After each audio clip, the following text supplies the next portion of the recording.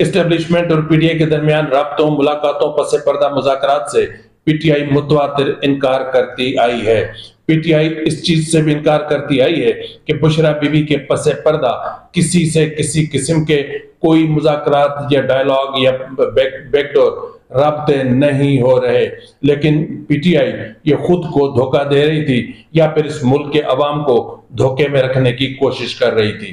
P T I کے یہ تمام تر دعوے جھوٹ پر مبنی ہیں، اس لیے کہ پی ٹی آئی اور اسٹیبلشمنٹ کے درمیان مذاکرات انتہائی اہم موڑ پر پہنچ چکے ہیں، اور اس وقت دونوں فریقین یعنی اسٹیبلشمنٹ اور پی ٹی آئی نے ایک انتہائی اہم ترین شخصیت پر اتفاق کیا ہے جو عمران خان کی ضمانت دے گا۔ جی ناظرین، اس شخصیت کا تعلق پاکستان سے نہیں ہے اور اس کی ضمانت پر آگے کے معاملات چلیں گے۔ اس کے علاوہ آج کے ولاگ میں ہم بات کریں گے کہ پی ٹی آئی کی مذاکراتی کمیٹی کو گزشتہ روز عمران خان سے ملنے تو نہیں دیا گیا، لیکن اس چیز کے امکان پائے جا رہے ہیں کہ شاید آج پی ٹی آئی کی مذاکراتی کمیٹی ہے وہ اڈیالہ جیل جائے گی اور عمران خان سے تفصیلی ملاقات کرے گی۔ اس حوالے سے گزشتہ شب پی ٹی آئی کے اور اپنا وزارت داخلہ کے درمیان کچھ رابطوں کی اطلاعات بھی ملی ہیں۔ اس کے علاوہ 190 ملین پاؤنڈ کیس کا فیصلہ اور اس فیصلے کے پس منظر میں کیا کیا ہو رہا ہے، کس طرح کی باتیں ہو رہی ہیں، یہ انتہا سے زیادہ نازک معاملہ ہے۔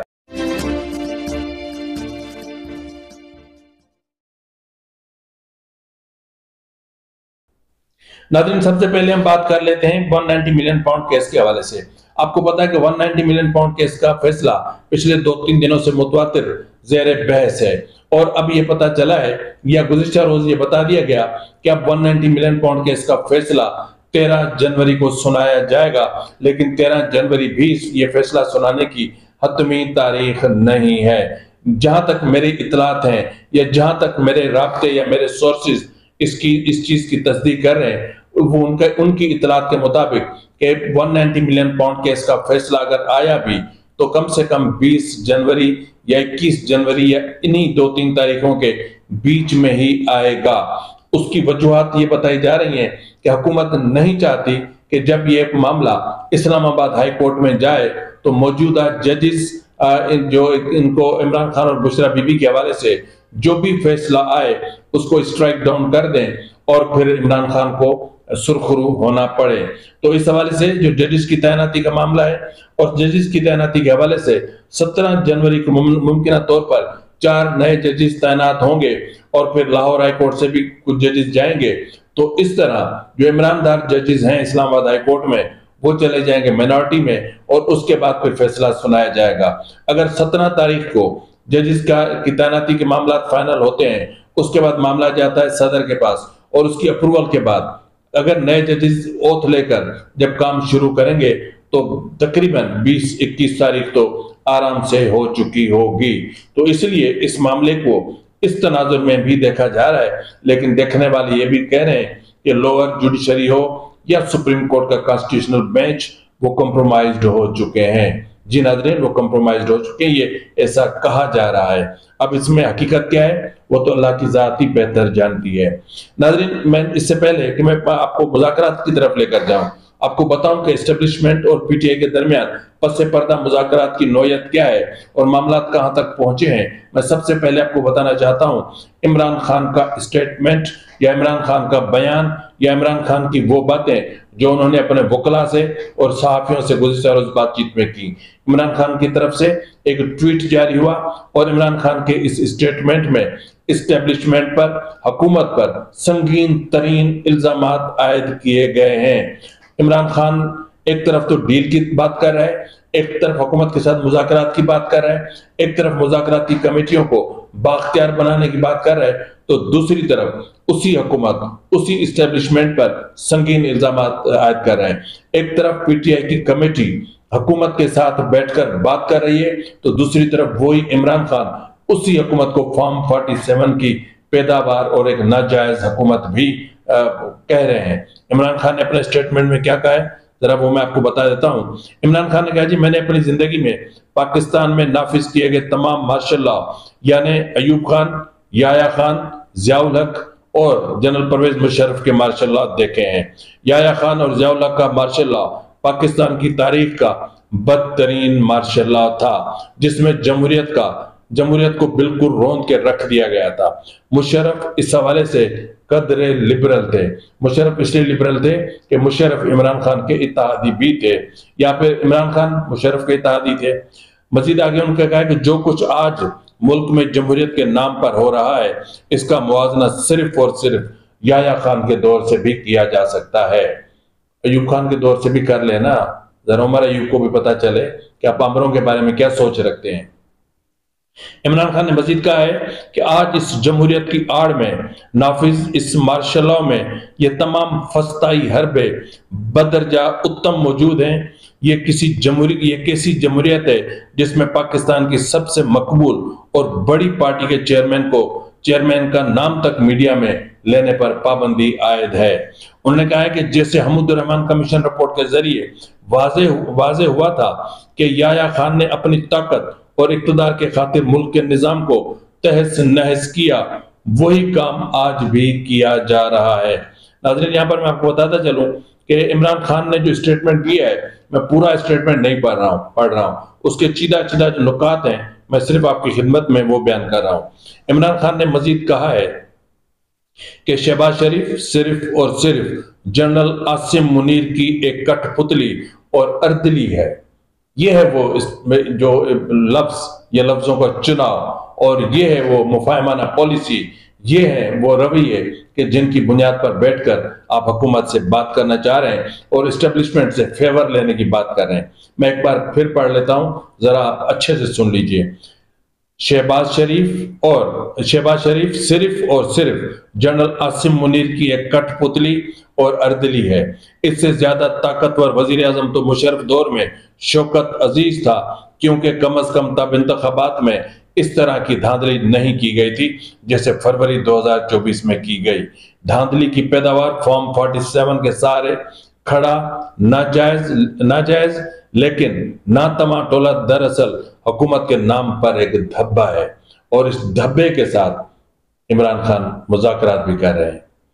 القادر ٹرسٹ کا فیصلہ صرف اور صرف پچھلے کیس کی طرح میرے اوپر دباؤ ڈالنے کے لیے لٹکایا جا رہا ہے، مگر میں مطالبہ کرتا ہوں کہ یہ فیصلہ فوری طور پر جاری کیا جائے، کیونکہ جیسے پہلے عدت کیس اور سیفر کیس میں آپ کا منہ کالا ہوا، اب بھی وہی ہوگا، یعنی اب بھی آپ کا یعنی حکومت کا اور اسٹیبلشمنٹ کا منہ کالا ہوگا۔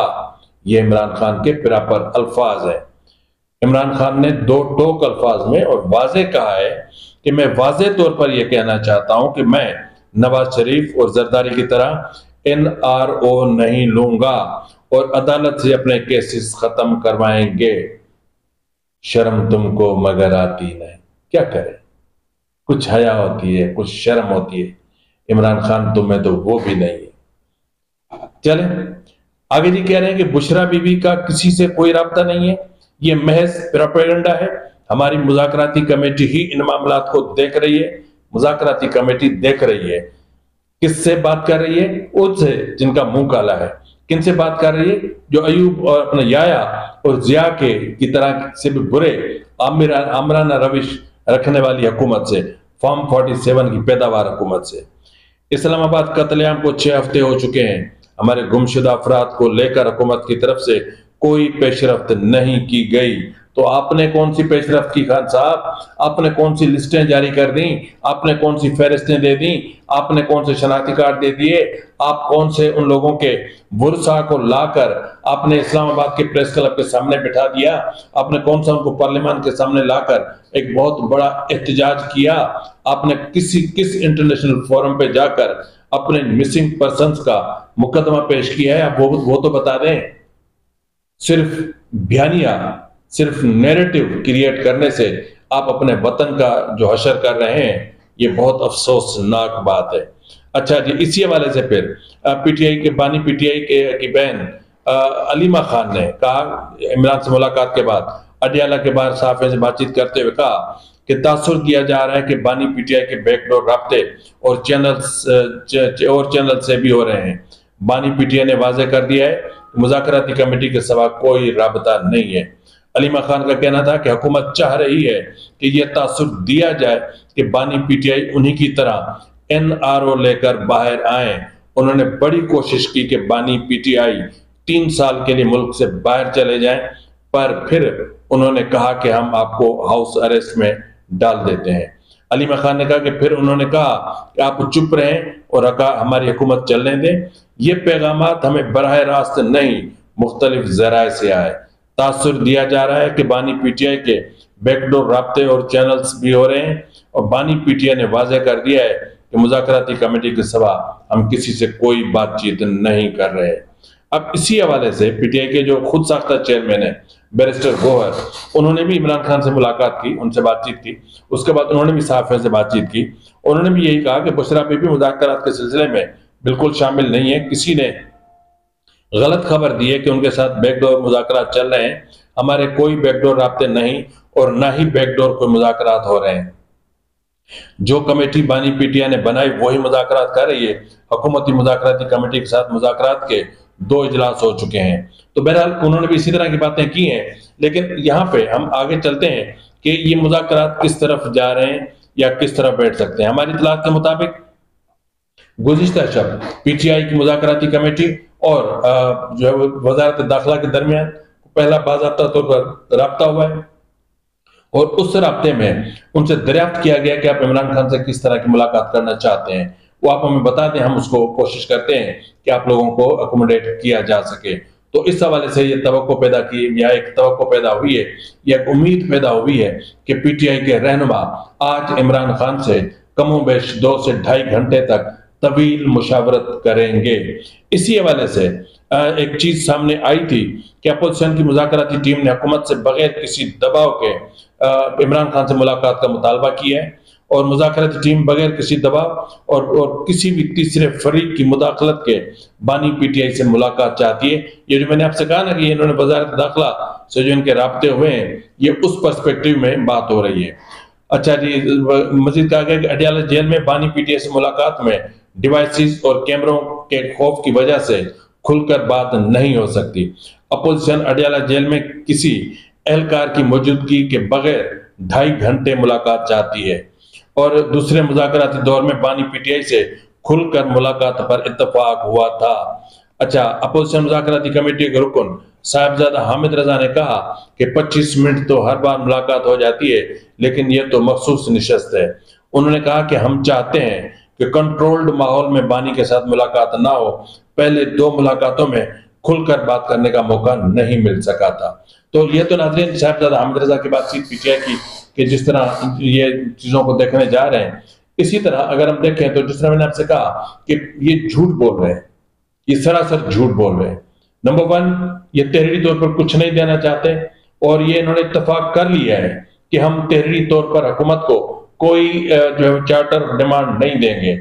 लेकिन अगर आज इमरान खान ने इनको कुछ उल्टा सीधा कह दिया तो मुमकिन है कि चंद एक अपना मुतालबात पर मुश्तमिल एक कागज पेश कर दिया जाए, लेकिन वो कागज भी ऐसा होगा कि जिसमें ऐसा कोई तासुर न मिल सके कि PTI शायद डील चाहती है। लेकिन इनके असल जो राब्ते हैं या जो असल मामलात हैं वो इस्टेब्लिशमेंट के साथ चल रहे हैं, जिसकी ना तो इस्टेब्लिशमेंट तरदीद कर रही है, ना ही खुलकर PTI तरदीद कर रही है। बाज़ाब्ता तौर पर एक प्रेस कॉन्फ्रेंस बुला के और खुल्लम खुला कह दिया जाए, हल्फन कह दें कि हमारे इस्टेब्लिशमेंट के साथ कोई मुज़ाकरात नहीं हो रहे, हमारे बैकडोर राब्ते नहीं है, हमारी बैक चैनल्स के साथ कोई बातचीत नहीं चल रही, हल्फन कह दें। और यही चीज DG ISPR आकर वो भी कह दे कि जी हमारे PTI के साथ कोई मुज़ाकरात नहीं हो रहे, क्योंकि ये चीज हो रही है, राब्ते चल रहे हैं, मुलाकातें हो रही हैं, बैठकें हो रही हैं। और असल इश्यू जो फंसा हुआ था, जो 4 दिन पहले मैंने आपको बोला था कि बुशरा बीबी को एक जामिन की तलाश है, एक ऐसा जामिन जो इमरान खान की जमानत दे। और आपको याद होगा मैंने कहा था कि इमरान खान वो शख्स है कि वो अपनी जमानत खुद भी नहीं दे सकता, ये मेरे उस वक्त अल्फाज थे। और आज इस्टेब्लिशमेंट और PTI ने एक नाम पर इत्तफाक कर लिया है। अब डिपेंड करता है उस शख्स पर जिसका नाम बतौर जामिन या बतौर गारंटियर लिया जा रहा है कि वो इमरान खान की गारंटी लेते हैं या नहीं लेते हैं, और अगर वो गारंटी लेते हैं तो किन शराइत पर लेंगे। آپ یہ نہ سمجھیں کہ میں آپ کو اس گارنٹیئر کا نام نہیں بتانا چاہ رہا، میں آپ کو بتا دیتا ہوں کہ وہ ترک صدر طیب اردوان ہے۔ ترک صدر طیب اردوان پر دونوں فریقین متفق ہو گئے، کیونکہ سعودی عرب عمران خان کی ضمانت نہیں دینا چاہ رہا، قطر نہیں دینا چاہ رہا، یو اے ای نہیں دینا چاہ رہا، امریکہ نہیں دینا چاہ رہا، رچرڈ گارنیل نہیں دینا چاہ رہے، ٹرمپ نہیں دے گا۔ گو کہ برطانوی شاہی خاندان میں کہا جاتا ہے کہ عمران خان کا سسرال ہے، لیکن وہ بھی عمران خان کی ضمانت نہیں دے رہا۔ تو اب جو چیز ہوگی وہ یہ ہوگی کہ عمران خان کی ضمانت، اس حوالے سے یہ سید مشاہد حسین صاحب ہیں، انہوں نے بھی اس طرح کی بات کی ہے کہ ڈیل تقریباً فائنل ہے، ضامن کا نام بھی تقریباً فائنل ہے، تمام دونوں فریقین کا اس پر اتفاق بھی ہے، اب صرف ان کو اعتماد میں لے کر بیچ میں لے آنا ہے اور کنڈیشنز طے کرنی ہے۔ اب وہ کنڈیشنز کیا ہو سکتی ہیں؟ وہ کنڈیشنز یہ ہو سکتی ہیں، یا تو عمران خان باہر چلے جائیں۔ اگر عمران خان باہر نہیں جاتے تو آنے والا جو 3 سال ہے اس میں عمران خان انتشاری سیاست نہیں کریں گے، احتجاجی سیاست نہیں کریں گے۔ جو سوشل میڈیا کے جو ایک قوم یوتھ بیٹھی ہوئی ہے، قوم لوط کی نسل سے جو چلتے ہوئے آ رہے ہیں نا، وہ جو بیٹھے ہوئے ہیں ان کو کنٹرول کریں گے، ڈسٹنس کریں گے۔ پی ٹی آئی کی جو انٹرنیشنل ان کے جو بیٹھے ہوئے لندن میں، امریکہ میں جو فسادی، ان سے یہ خود کو ڈسٹنس کریں گے، اور نیشنل ایشوز پر اور اکنامیکل ایشوز پر عمران خان کوئی حکومت کی راہ میں روڑے نہیں اٹکائیں گے۔ اگر ان کو یہاں رہنا ہے تو بنی گالا میں رہیں گے، ان کو جلسوں کی اجازت ہوگی، لیکن حکومت کے انتظامیہ کے ساتھ، مشاورت کے ساتھ۔ اس طرح نہیں کہ جہاں دل چاہے گا کہ ہم ڈی چوک آ رہے ہیں، چلو رکھو کمبل کاندھے پہ اور پہنچ جاؤ ڈی چوک، جا کے بیٹھ جاؤ۔ اس طرح نہیں ہوگا۔ اب ہر چیز طریقے کے ساتھ ہوگی، ہر چیز ایک سسٹم کے ساتھ ہوگی۔ اس سسٹم میں رہ کر آپ آؤ، احتجاج کرو، جو کرنا ہے کرو، لیکن ملک کی معیشت کو ڈیریل نہیں کرنا ہے۔ یہ کچھ شرائط ہیں، اور ان شرائط پر یہ سارا سسٹم رہے گا اور یہ سارا سسٹم آگے چلے گا۔ اب دیکھتے ہیں کہ آگے چل کے کیا ہوتا ہے، لیکن میں آپ کو بتا دوں کہ طیب اردوان فائنل ہو چکے، وہ ضامن ہوں گے، اور اس حوالے سے 1-2 دنوں کے اندر طیب اردوان سے رابطہ کیا جائے گا، ان سے نیگوشیٹ کیا جائے گا، اور اس کے بعد پھر طیب اردوان پاکستان کا دورہ کریں گے، اور پھر سارے معاملات اس طرح طے ہو جائیں گے۔ اور کل یعنی آج جو پی ٹی آئی کے رہنماؤں کی ملاقات ہوگی، تو اس کے فوراً بعد یہ ایکسپیکٹڈ ہے کہ 9 تاریخ کو یا تقریباً 9 تاریخ کو ان کی جو حکومت اور حزب اختلاف کی جو مذاکراتی کمیٹی ہیں ان کا بھی اجلاس ہو جائے۔ ہو سکتا ہے کہ شاید یہ جو ایک جو آیا ہوا ہے ڈیڈ لاک ہے، اس میں کوئی بریک تھرو آ جائے، یہ ڈیڈ لاک ختم ہو جائے اور دونوں ایک بار پھر مفاہمت کی طرف آ جائیں۔ لیکن اتنا میں بتا دوں کہ ایک مطالبہ نہیں چلے گا، اور وہ مطالبہ یہ ہے کہ ریلیز عمران خان، ریلیز عمران خان۔ ایسا نہیں چلے گا، اور ملک کے مفاد میں جو بھی مطالبات آئیں گے ان کو اچھے طریقے سے سنا جائے گا، کنسیڈر کیا جائے گا۔ فی الوقت کے لیے اتنا ہی، ملتے ہیں اگلے پروگرام میں، تب تک اجازت دیجیے، فی امان اللہ۔